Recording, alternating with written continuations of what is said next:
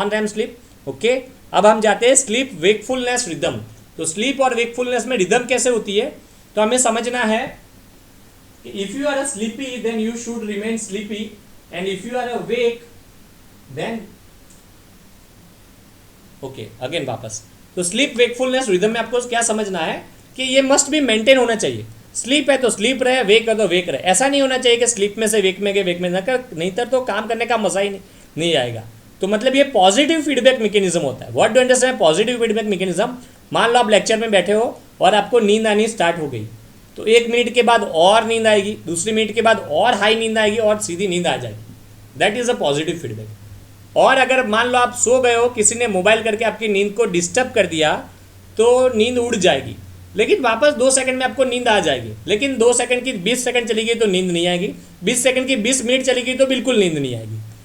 एक बार नींद आना स्टार्ट हो जाती है तो पूरी नींद आ जाती है, एक बार नींद उड़ जाती है तो पूरी नींद उड़ जाती है। तो sleep and wakefulness flip flop mechanism है, या तो स्लीप या तो वेकफुलनेस, बीच में कुछ नहीं होता इसमें। आइदर दिस और this, very clear cut signal is there, that's why you are able to maintain. लेकिन हो सकता है देर आर फ्यू कंडीशन के ऐसा ना हो, स्लीप के वक्त वेक हो जाओ, वेक के वक्त स्लीप हो जाओ, तो फिर दिक्कत आएगी। इसको बोलते हैं narcolepsy. So that is a one की डिसऑर्डर। फाइनल में इसमें आएगा नार्कोलेप्सी। नार्कोलेप्सी में ये स्लीप और वेकफुलनेस चली जाती है, पेशेंट वेक होता है, इमीडिएटली इन बिटवीन कहीं पे स्लीप में चला जाता है, नार्कोलेप्सी। और उसी नार्कोलेप्सी में कभी कभी आप देखना सीधा वो रैम में जंप करता है, नॉन रैम आएगी नहीं, सीधा रैम में। मैंने बोला था वो कंडीशन में लूंगा। तो that is a very few times, लेकिन कभी कभी नॉन रैम भी दिखने मिलती है, वेरी फ्यू टाइम्स। लेकिन ऐसे याद रखना कि वेरी इमीडिएटली उसको स्लीप आ जाएगी बार बार। That is a patient of narcolepsy. और टोन भी चला जाता है स्लीप आने के बाद, क्योंकि रैम में चला जाता है, लगेगा आपको वेक, ठीक है, लेकिन वेक में तुरंत उसको स्लीप आ गई तो रहेगा वेक, लेकिन होगा स्लीप में। स्लीप में रैम में गएगा तो क्या होगा, टोन चला जाएगा। तो ये पेशेंट कैसा होगा वेक में, और सडनली वो बैठ जाएगा, वो बोलेगा मुझसे खड़ा नहीं है, मैं आई एम मुझे लेग में नी में वीकनेस आ रही है, और वो तुरंत बैठ जाएगा। इसको बोलते हैं नार्कोलेप्सी। और टिपिकली ये होगा इमोशन के वक्त, नॉर्मली ऐसा नहीं होगा, वेक होगा, टिपिकली इमोशन आए तभी उसको स्लीप आएगी और बैठ जाएगा और एटोनिया हो जाएगा टिपिकली इमोशन के वक्त। तो टिपिकली कैसा इमोशन, लाफ्टर वाला इमोशन। तो टिपिकली ऐसा पेशेंट आएगा, आप सर्च कर लेना नार्कोलेप्सी का कोई वीडियो आपको देखने मिलेगा। पेशेंट होगा, जोक सुना रहेगा, तुरंत जोक सुनाते वक्त वो तुरंत ही बैठ जाएगा। That is a patient of narcolepsy. Okay, tricky one है, लिखो तो ठीक है फर्स्ट में, अदरवाइज बाद में, ठीक है। लेकिन एमसीक्यू में very imp for a future purpose.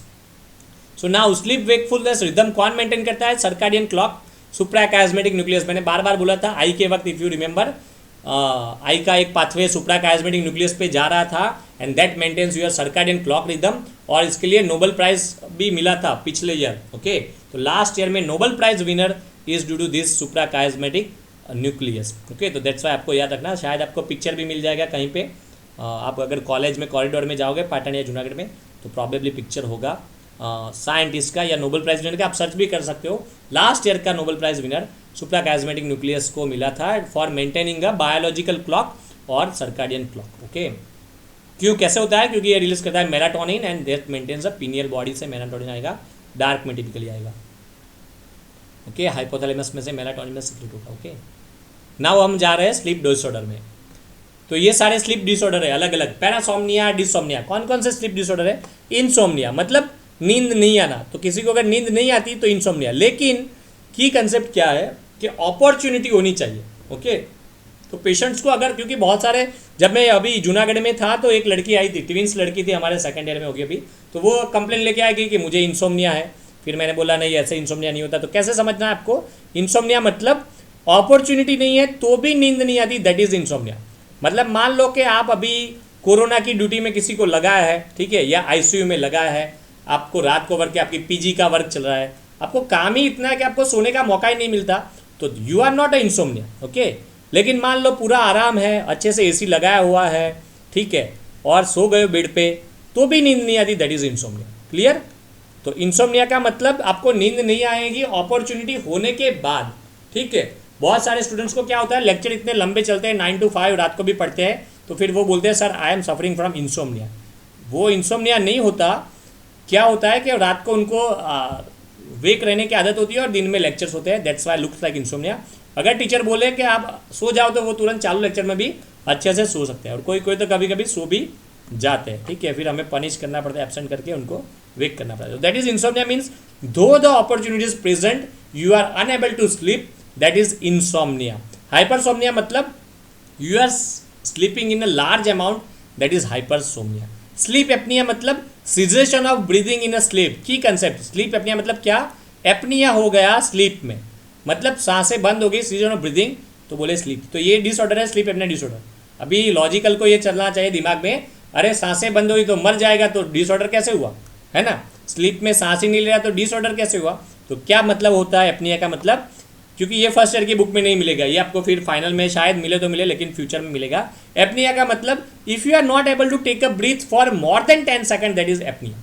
अगर आप 10 सेकंड से हाई अमाउंट में ब्रीद नहीं कर रहे हो, दैट मीन्स एपनिया। क्लियर। बाद में क्या होगा, 10 सेकंड से लार्ज अमाउंट में ब्रीथ नहीं कर रहे हो तो O2 डिक्रीज होगा, CO2 इंक्रीज होगा, एंड CO2 इंक्रीज होगा तो क्या होगा, रेस्पिरेटरी सेंटर को स्टिम्युलेट करेगा। If you remember breath holding test, अगर आपने रेस्पिरेटरी एफिशिएंट टेस्ट का प्रैक्टिकल किया हो तो आपको पता होगा ब्रीथ होल्डिंग टेस्ट, आपको अपना नाक बंद करना है, ब्रीथ को रोकना है, 45 सेकंड्स में आप नहीं रोक पाते, that is due to the accumulation of CO2। तो सेम वे होगा, ब्रीदिंग नहीं कर रहे हो, O2 खाली होगा, CO2 इंक्रीज होगा, CO2 आपके रेस्पिरेटरी सेंटर को स्टिम्युलेट करेगा, और रेस्पिरेटरी सेंटर स्टिम्युलेट हो गया तो एपनिया चला जाएगा, क्योंकि रेस्पिरेटरी सेंटर स्टिम्युलेट हो गया तो अच्छे से ब्रीदिंग होगा, लार्ज अमाउंट में ब्रीदिंग होगा और एपनिया चला गया, वापस एपनिया आएगा। ये चलता रहता है नाइट में, ऑलमोस्ट 100 to 200 टाइम ऐसे एपिसोड आते रहते हैं। So that is a slip apnoea syndrome, ये भी होता है नाइट में। तो दो तरह के स्लीप एपनिया होते हैं, obstructive sleep apnoea and a central sleep apnoea. Obstructive sleep apnoea जो ओबेस है उनको होगा, जो ओबेस लोग होते हैं, ऑब्स्ट्रक्टिव मतलब उनका एयरवे बंद हो जाता है, ओके। ओबेस में होता है फैट, और फैट की वजह से वो टंग वाला पार्ट और ये सब एयरवे बंद हो जाता है, वो होता है ऑब्स्ट्रक्टिव स्लीप एपनिया। पतले में भी हो सकता है नाजल साइनस या DNS, कुछ कंडीशन, रेयर कंडीशन में, बाद में टाइम मिलेगा तो कभी प्रैक्टिकल में चलाएंगे। पर स्लीप एपनिया मतलब ब्रीदिंग बंद हो जाना due to the obstruction of airway, इसको बोलते हैं obstructive sleep apnoea. And central sleep apnoea मतलब ब्रेन से कमांड नहीं है। सेंट्रल स्लीप एपनिया में कोई भी प्रॉब्लम नहीं होता एयरवे में, लेकिन ब्रेन ही नहीं बोलता कि आप ब्रीदिंग करो। तो there are two condition, central sleep apnoea, obstructive sleep apnoea. कैसे डिफरेंस करोगे, आपको इलेक्ट्रोड रखना पड़ता है, चेस्ट पे बेल्ट रखना पड़ता है।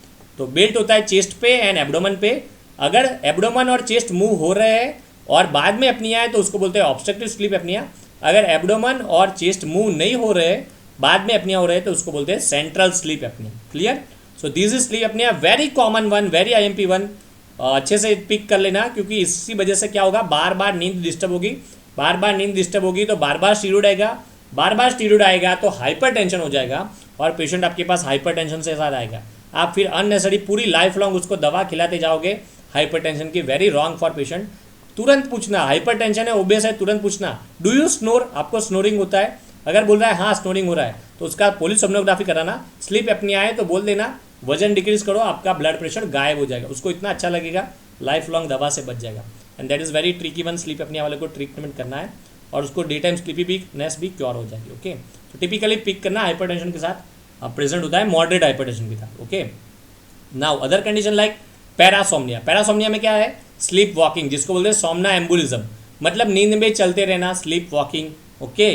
वैसे ही होता है स्लीप टेरर, ये बहुत ही अहम है। What do understand sleep terror, तो ये भी सपना है, लेकिन सपना कैसा, रैम वाला नहीं, नॉन रैम वाला। मैंने क्या बोला था, सपने आते हैं रैम स्लीप में। सपने कब आते हैं, रैम स्लीप के बाद सपने आते हैं, ओके। तो रैम स्लीप में सपने आते हैं, लेकिन अगर कोई सपना नॉन रैम स्लीप में भी आ गया तो उसको बोलते हैं स्लीप टेरर।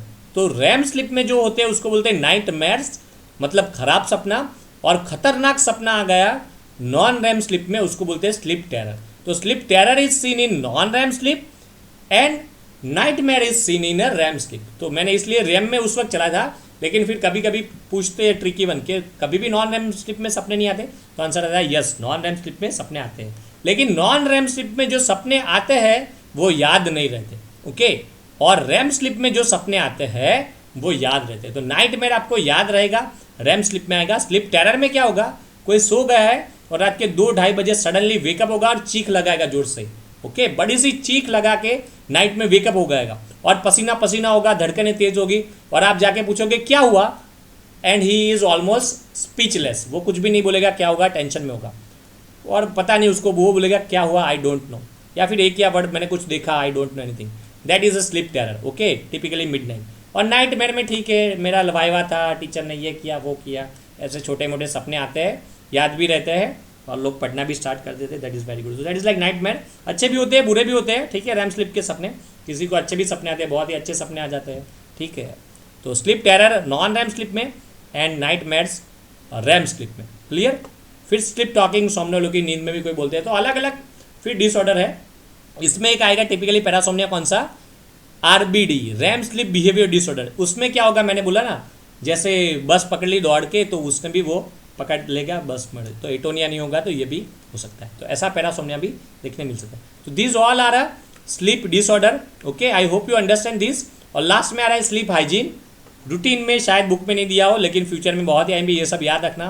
क्या याद रखना, रात को कॉफ़ी नहीं पीना 4 बजे के बाद, मतलब कॉफ़ी मतलब टी और कॉफ़ी होता है, और सॉफ्ट ड्रिंक्स में भी कॉफ़ी कैफीन होता है। कौन से सॉफ्ट ड्रिंक, मतलब जैसे कोका कोला है, थम्स अप, इन सब में कैफीन होता है।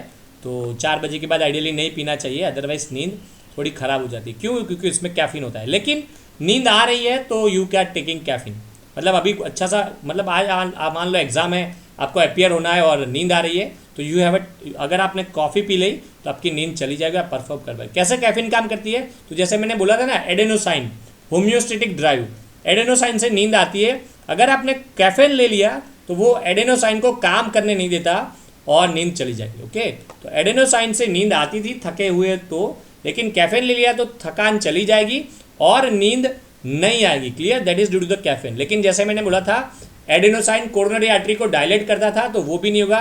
तो कैफीन हार्ट के लिए भी फिर लार्ज अमाउंट में डैमेजिंग हो सकता है। बाकी सारी छोटी मोटी चीज़ें हैं, ठीक है। मोबाइल मत लो, डार्क में सो जाओ, ये सब आप पढ़ सकते हो ये पीपीटी में से। अदरवाइज मैं अभी नहीं ले रहा, क्योंकि ये not up for first year students, पर फ्यूचर आईएमपी कोई रिलेटिव्स है, तो ये सब है। की कंसेप्ट मैंने ले लिया कैफीन वाला। दूसरा की कंसेप्ट क्या है कि टेम्परेचर अच्छा होना चाहिए, ठंडा होना चाहिए, डार्क वाइट होना चाहिए, और पेरिफेरल वाजोडाइलेशन होना चाहिए। ये भी एक की कंसेप्ट है। क्या होना चाहिए, पेरिफेरल वाजोडाइलेशन, मतलब ब्लड आपके ब्रेन में से आप में लेग में चला जाना चाहिए। इसको बोलते हैं पेरिफेरल वाजोडाइलेशन। क्या मतलब पेरिफेरल वाजोडाइलेशन, ब्रेन में लार्ज अमाउंट में ब्लड नहीं जाना चाहिए, तभी आपका दिमाग शांत होगा और नींद आ जाएगी, और पैर में ब्लड चला जाना चाहिए, क्लियर। तो अगर आप पेरिफेरल वाजोडाइलेशन करते हो, जैसे ये बोलते हैं रिलैक्सेशन टेक्निक, तो अच्छे से नींद आ जाएगी, वेरी गुड फॉर यू। कैसे करोगे पेरिफेरल वाजोडाइलेशन, पेरीफेरी में ब्लड इंक्रीज करना है, तो पेरीफेरी की वेसल्स को आपको डायलेट करना पड़ेगा। पेरीफेरी की वेसल्स कब डायलेट होती है, पेरीफेरी में ठंडी लगे या गर्मी लगे, कब होगी, आप सभी को पता होगा। इफ यू रिमेंबर, गर्मी लगती है तब स्वेटिंग होता है, for that you required a vasodilation. तो आपको पैर में, आप देखना कभी कभी अच्छे से कंबल लिया है पैर में, पैर को आपने कवर कर लिया है, तो इतना अच्छा लगता है, बहुत ही अच्छी नींद आती है। लेकिन फेस पे कवर किया तो मज़ा नहीं आता, ठीक है। तो फेस का पार्ट कवर मत करो, पैर को पार्ट को कवर कर लिया और एसी अच्छे से ऑन है 27 पे, तो इतनी अच्छी नींद आती है। That is because of peripheral vasodilation. तो चाहे कितनी भी गर्मी हो, वी वांट के थोड़ा बहुत लेग के पार्ट में कुछ मिल जाए, ओके, कंबल बम्बल ढकने के। So these are peripheral vasodilation, very imp and very important practical purpose for better sleep. Okay, बाकी सब तो प्रॉपर टाइम पे वेकअप होना है, that is very key. Proper time पे सोओगे नहीं तो चलेगा, ये बोलते हैं फ्यूचर में, क्या बोलते हैं, regular times for waking up, ये इंपॉर्टेंट है। रेगुलर टाइम फॉर स्लीप हो जाए तो अच्छा है, नहीं हो तो भी अच्छा है, लेकिन वेकिंग अप अगर आप प्रॉपर कर रहे हो तो अपने आप ही स्लीपिंग टाइप करेक्ट हो जाएगा। क्योंकि कभी कभी क्या होता है, पेशेंट 10 बजे चला जाता है बेड पे सोने के लिए, लेकिन नींद ही नहीं आती 12 बजे 1 बजे तक। बाद में उसको ये लगता है मैं तो बीमार हो गया, मुझे नींद नहीं आती, कुछ है, वो टेंशन में आ जाता है। तो बोलते हैं कि आप सोने मत जाओ, लेकिन वेकिंग अप 6 बजे रेगुलर उठ जाओ, तो धीरे धीरे अपने आप सोने का टाइम फिक्स हो जाएगा और आप अच्छे से चेयर में बैठो, इसको बोलते हैं इजी चेयर। सो मत जाओ बेड पे, लेकिन चेयर पे बैठो, अपने आप थोड़ी देर में नींद आ जाएगी और इजी चेयर में बैठने के बाद सो जाओ। तो वेकिंग पे फोकस करना, लेकिन अभी लिख दो, ठीक है, फर्स्ट ईयर, लेकिन जब की one just final MBS finish कर दो नीट में, तब फोकस करना कौन सा इंपॉर्टेंट दोनों में से। तो वेकिंग अप प्रॉपर होना चाहिए, स्लीपिंग टाइम वेरिएबल हो सकता है, धीरे धीरे करेक्ट हो जाएगा। ओके, तो आई hope you understand and enjoy this part. बहुत ही प्रैक्टिकल पार्ट कवर किया है, तो आई hope you understand this. Okay.